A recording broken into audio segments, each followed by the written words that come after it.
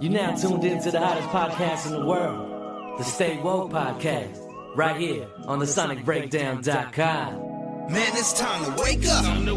Get this cake up. Only thing I care about is switch. Hey, what up, y'all? It's your girl, Cess Wonder, a.k.a. the female host, and you are tuned in right now to the Stay Woke Podcast. Keep it here. Welcome back to another Stay Woke Podcast. This is D. Ray Brinson, and you know the Stay Woke Podcast is presented by the SonicBreakdown.com. If you haven't checked out a review, you're slipping. Go check that out. I think the latest review we have out is on XX Tenacion. And again, we did put a disclaimer on that article because we are aware of the legal issues that he's having, but we're not condoning or condemning him. We're going to let the legal system determine that. So we're not going to comment on that at this time. But I want to get into today. We have a special guest, and this is going to be another segment of Let's Talk About It. And for this segment, we're going to have Cess Wonder. And if you don't know, you're slipping again. You should have seen her on our page. She has several videos out, and she has her album out called What Would HOV Do, which is a dope, actually I should say What Would HOV Do Volume 1, which is a dope project that I definitely say everybody should go check out. And so let's get to know this female MC, this spitting hard MC from New Jersey. So what's up, sis? Hey, what's going on? Just glad to have you for the podcast, and let's get to know you a little bit more. Thank you for having me. No problem. So, as I stated, you are from New Jersey, correct? I am from New Jersey. Okay, and from if anybody out there who's seen her videos, you can definitely tell that she has an East Coast flair. As this West Coast boy over here can definitely tell. What I do want to start by talking about with you is what made you decide to start rapping and get into hip hop? Actually, I've been rapping for quite some time now. I got into it at a very young age. Maybe when I was about 7 or 8 years old, I used to put together talent shows at my school. Actually, I used to host them and perform as well. But hip hop has always been a part of my my life. I have my cousin was a part of it. My brothers did it, so it was just hereditary, and it flowed down to me. Yeah, definitely. And so it's definitely clear that they were a big influence in like guiding you into the music. What about their music that really caught your ear, that really drew your attention? Was it the lyrics? Was it the production? It was basically the lyrics more so. Back in the days, back then, my brothers and them didn't really have too much production. They were just rappers. They were just writing rhymes on papers and reciting them. You know what I mean? Back in those days. So that was a very big, major influence on me, sitting there watching my brother write rhymes and he would recite them to me.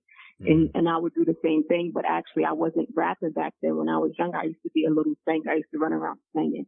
And he used to write songs and recite his raps to me, and I would sit there and write R&B and sing to him. But I found that writing R&B was difficult for me, and I seen how fast he would write raps, and it was just so fluent to him. And then one day I just wrote a rap and recited my rap to him, and of course it was, baby raps, but you got to start somewhere. I was a baby then, and it's just been that ever since. And would you say was that the pivot point for you from like diverging from the R&B to more strictly just hip hop? Like when did you make that decision? I made that decision actually at that moment. Okay. I was probably about 7 or 8 years old. Yeah, that's when I made the transition from singing to rapping. That's when I really started writing raps. Writing little nursery rhymes at that age, 7 to 8 years old. Of course, that's what it was. But from there, that's where I started. Like you said, everybody got to start somewhere, and absolutely. And but what I do want to touch on as well is it's not just that you started, and like we said, everybody starts from somewhere. Is the fact that you kept on honing and catering your craft to be better. I mean, absolutely. I don't know what you sounded like then, but I know nobody starts out sounding like you do now. So I knew there had to be a process. Absolutely. And what? Yeah, it's definitely a process.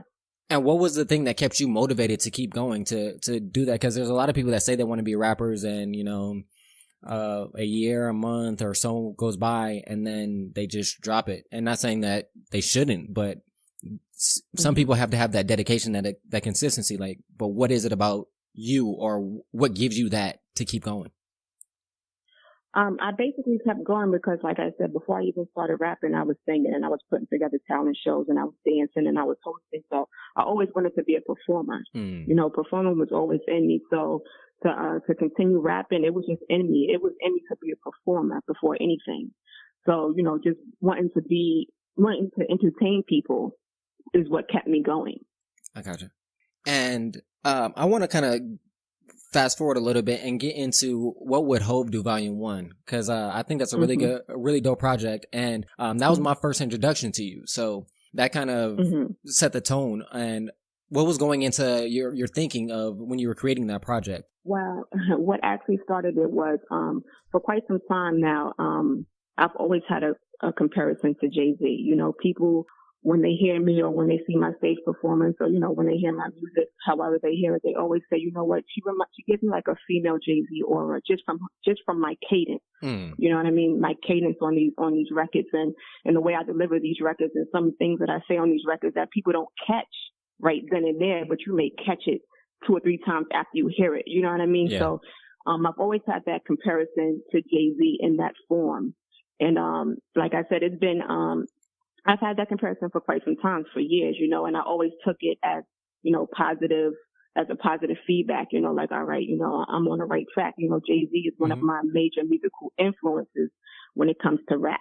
You know, he was someone that I looked up to. He's someone that I still look up to. So for people to see the comparison between me and him and basically say my cadence is like him, I knew I was on the right track, you know, and I decided to do the What Will HOV Do Volume 1 because I always got that comparison. Oh, it's like a female Jay-Z, the way you deliver, you know, the way when you hit that stage, you know, just my whole aura, you know what I mean? So it was just, it was a moment of time of when it was like, you know what, let me put out this project, What Will HOV Do Volume 1, because this is basically this shows who Cess Wonder is in a way. I got you. And I agree with you. I do definitely hear a HOV cadence and not just in the cadence, but just in the delivery of it's, you know, the cadence, not just the timing, but the delivery of it, and where you like choose your pauses and things of that nature. And it doesn't seem forced, where there's a lot of people that try to sound like HOV and because they want to feed that buzz, but I don't get that when I listen to your music. I don't get that you're trying to be in that lane. That's just how you are. It's like, they say, exactly. Yeah. It's just who Cess Wonder is. Yeah. You know, it's never forced. You know, I never want to be anybody but myself. You know what I mean? As a young girl, I always looked up to Aaliyah, you know, as a young girl looking up, you know, but as of now, I don't want to be anybody but myself. And this is something that I want people to understand too, because I don't want people to think, oh, she's trying to sound like Jay-Z or she wants to be Jay-Z. I don't want to be anybody but Cess Wonder, you know, and I don't know if people know or not, you know, but I sat in Rock Nation and I had a meeting with Lenny S, which is one of Jay-Z's main men. That's his boy. That's his boy, exactly. And as I sat in there, he actually told me, you know, I see that whole female Jay-Z cadence in you. And for him to even co-sign that, you know, and it's not being forced, it's just who Cess Wonder is. Usually when somebody's putting on an act or a front, there's going to be a time when somebody sees through that. It's just evident. Absolutely. You can't be somebody else forever. Like, so right, exactly. The fact that enough people are saying it independent of each other without not knowing it, and they're still saying this, it means that it, like you said, it's genuine. That's just who you are. It's just part of you. And I agree. Like, nobody needs to be anybody else. Everybody's fine who they are. Just try to be the best version of yourself. Just try to be the best version of yourself. Absolutely. For that particular project, What Would HOV Do Volume 1, I really liked how the flow of the production, like what beat you chose to start with, The Ruler, you can't go much better than that, and then how you ended it with Dynasty. I just like that flow of it. And what was your thinking into going of determining that flow? Just you wanted to make it a complete story, or did you have an idea or a theme going in outside of, you know, the HOV comparison? I just really wanted to really just show the people who I was, you know, people who do know me already. I wanted to reintroduce myself, and people who don't know me, I wanted to introduce myself too, you know. So with me choosing to do The Ruler first, it just felt right. You know what I mean? And, for me to end it with Dynasty, it just felt right. You know, I know HOV started with Dynasty, you know, but I wanted to end it with Dynasty because I wanted to leave a lasting impression. Yeah. And you know, I wanted these people to really remember who Cess Wonder is and what Cess Wonder stands for. That's interesting because I didn't even think about that part that I forgot. You're right. Dynasty does start it. And then, so that is an interesting dynamic that you laid it out that way. Is there a particular track that's your favorite off of that project? I know it's like a baby, so I know it's like your baby, so. Yeah. I love them all. I can definitely go with Dope Girl too. It's one of my favorites. That's perfect because that's one of the tracks that I picked out that I did want to talk to you about and to like kind of break that down a little bit more. And from what I took from Dope Girl, first of all, I think it's a great song. I think it's a great track. I think to me you can really tell outside of, you know, your other tracks that it's not just words on a paper. You're not just putting words that rhyme together, that fit together, that sound cool. You're actually putting some thought and saying, you know, this is the message that I'm trying to say with this verse, with this track, whatever. And you don't get that from everybody. And I'm not hating on nobody else that doesn't do it. I'm just saying that there needs to be balance. There needs to be people that do that, and you can have people that don't, but it needs to be a nice, fair balance. The thing that I took away from Dope Girl, it felt like a very female empowerment, feminist, I don't want to say feminist, but feminism type of track of, you know, letting women know that you can be strong, you can be empowered, you can get what you feel like you need and you want, and not need a man and not need to feel inferior to a man. Is that the kind of point that you're trying to get with that track?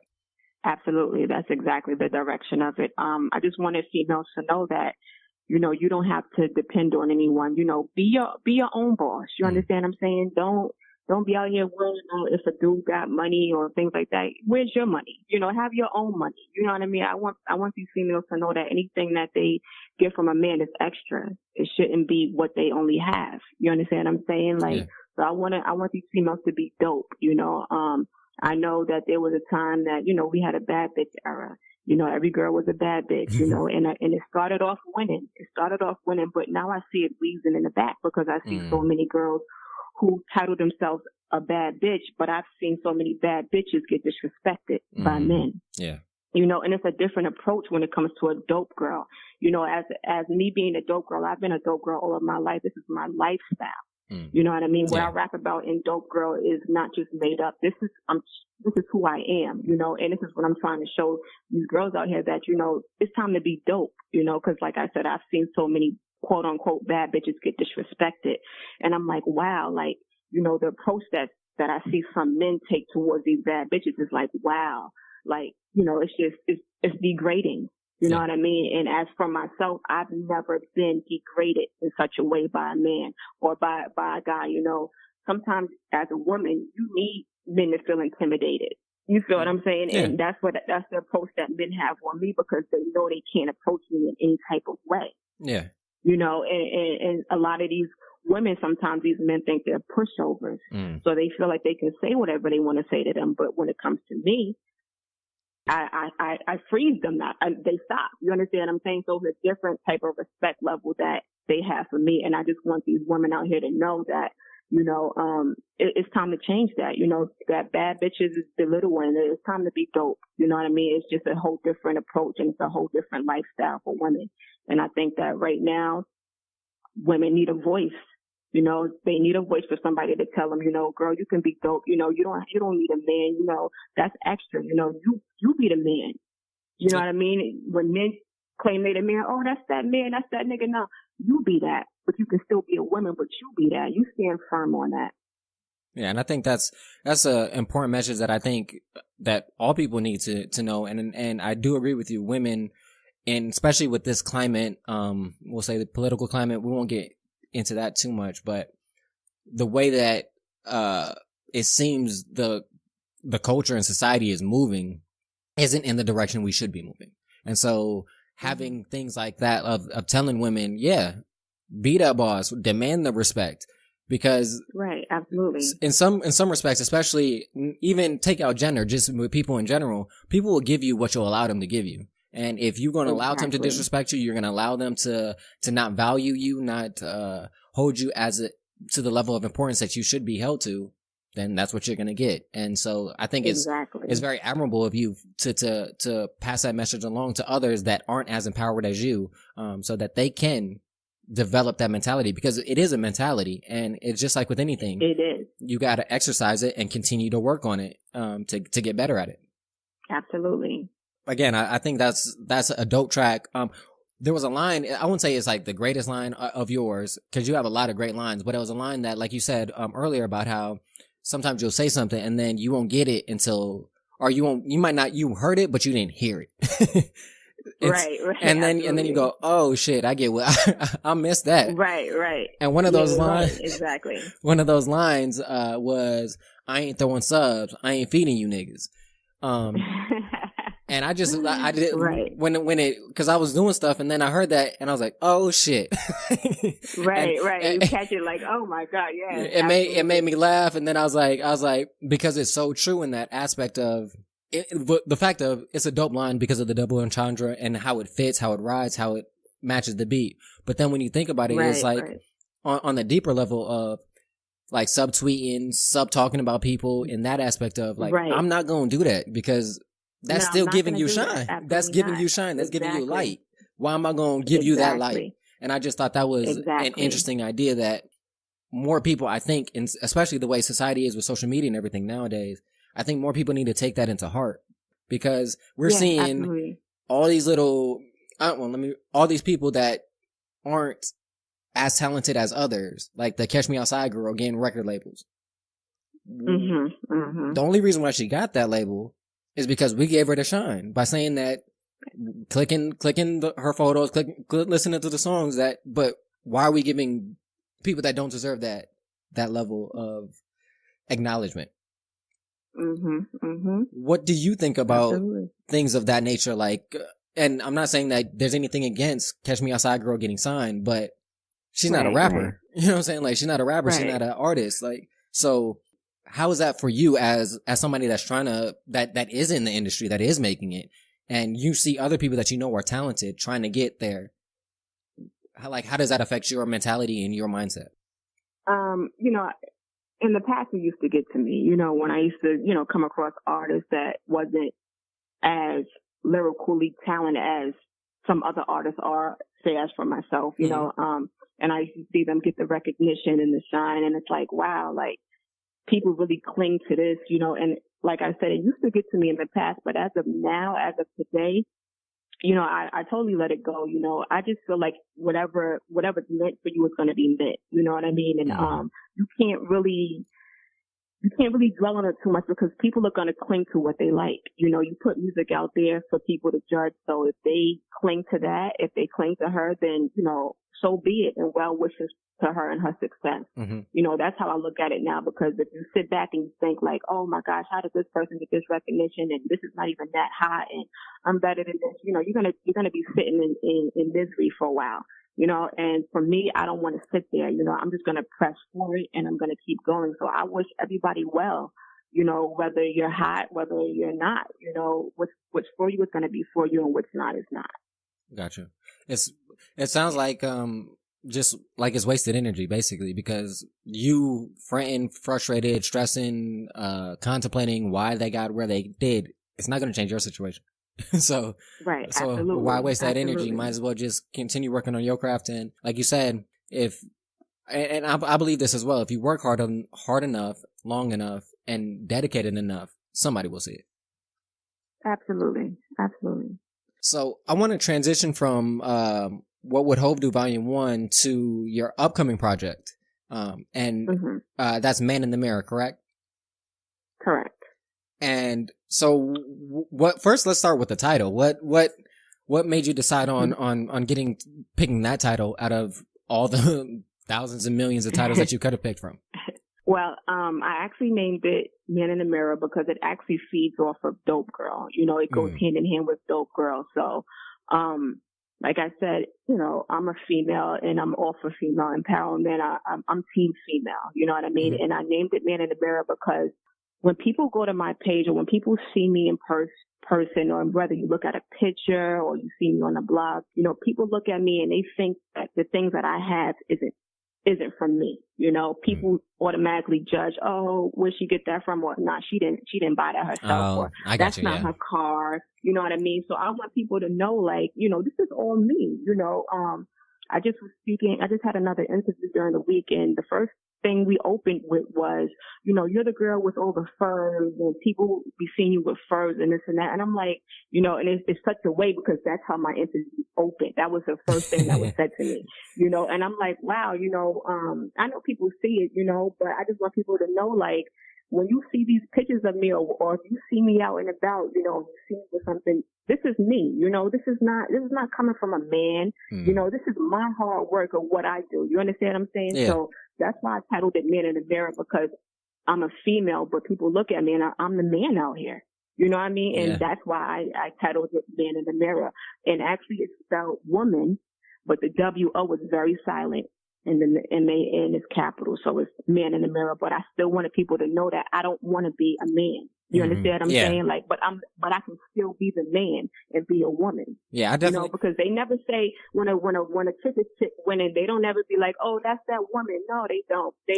That's true. But when a man is winning, oh, that's that man, that's that nigga. You know what I mean? So I wanted to title it Man in the Mirror, but I'm still a woman at the beginning and end of the day. I think that's a very dope concept, and I definitely get it. It makes so much sense, as you said. Anytime we associate, you the man, as any level of success, any high level of success. And you're right. There is no term for a woman that makes it to that level of success. We don't have a term for that. We just say, oh, she's doing well, she's successful. But I think that is a very interesting concept, especially just the visual that I'm getting when you explain it, as well as just the idea of, you're right. When men look at, or not men, just society, when we see women that are affluent, successful, flexing on them, if you want to say, that is usually one of the first three thoughts that comes through that person that sees that. Well, how'd she get that? Absolutely. And then the second thought, the second one of those three is usually, who was he that got it for her? Who was the man that got it for her? And exactly. Or what did she, what did she do to get it? Going to get that, exactly. And that's never been who Cess Wonder is. Cess Wonder has always worked for her. How whatever you see me, I have, that's me. You understand? I didn't get this from doing this or laying on my back. I want females to know you don't have to do that. Yeah. You know what I mean? You just got to stay true to yourself and stay dedicated to whatever you do, and shine. That's it, and that's just who Cess Wonder's always been. Even as a young girl coming up, in my youthful days, I've always been that girl who had the latest on, or, the best dress at the parties or whatever. So this is just a part of who I am. And I just want to share this with the world. And I want to share these, most importantly, share it with females, with the youth that's coming up. Yeah, that's, you know what I mean? You don't have to follow what's going on out here to be in. I was the girl who was amongst 15 girls, and I was the only one that wasn't doing what those girls were doing. But at the same time, I was the most popular one in my circle. Yeah. So I just want them to know, like, sometimes when you stand out, you really stand out. Yeah. And that's okay. And that is okay. Absolutely. And that just made me think of something that you were talking about earlier, as well, as when you said that other interview that you had where they brought up the fur coat and stuff like that. Nobody said nothing like that to Fab, Cam, Dipset. Absolutely. When about them, or nobody says nothing about how Future Amigos with all them change. Like nobody's. So I think it's a definitely interesting and smart concept of the title, and I think a lot of people will be able to relate to it and resonate and gravitate towards it, because it is something that I think, especially in hip hop, we need to address more than is currently being addressed. What type of production would you say we can expect from this album? Would you say something more of like boom bap, more East Coast sounds, or is there a particular sound that you have for this album, or it's going to be diverse? This album, it is kind of diverse, but more so it is an East Coast sound. I'm definitely going to say that. a lot of stadium music. Okay, cool. You know, I'm really big on big music, you know, on big sounds. And we have a couple of those. We have some soulful sounds as well, but more so it's definitely going to be East Coast for this project. I have another project that's in the works, but that's going to be more West Coast sound all the way. Okay. But that's in the works right now. Oh, well, yeah, we have to get another interview then when you come out with that, as well as when this one drops. Do you have a particular date when you anticipate this one to drop, or you're still waiting on that? It's actually, we actually don't have a full date as of right now, but it will be sometime this fall. Okay. So definitely all the listeners out there, definitely stay with us, stay checking in with us, as well as Cess Wonder's pages. You can find all of her social Instagram tags or names will be either Cess Wonder, Female HOV, or Cess Female HOV, or Cess Wonder. Absolutely. Yeah. So definitely go check out her pages, check out our pages, because we'll definitely keep you abreast on the new information that's going on with her as well. Man in the Mirror coming in the mid-fall. Right now, What We're Home Through Volume 1 is out on all digital streaming network services. You can check it out on Tidal. That's the number one. It's streaming exclusively on Tidal. It's on Spotify, Google Play, iHeartRadio, iTunes. Look it up. Cess Wonder, What We're Home Through Volume 1. Man in the Mirror EP will be coming soon. And this is it. We're here. Female HOV. And like I said, I'll second that. Definitely go get What Would HOV Do? Volume 1, that's a good album. You can ride that in the whip. Hey, and she's spitting. Absolutely. And like I said, definitely check her out. I want to say thank you again, Cess Wonder, for giving us the time and doing this interview.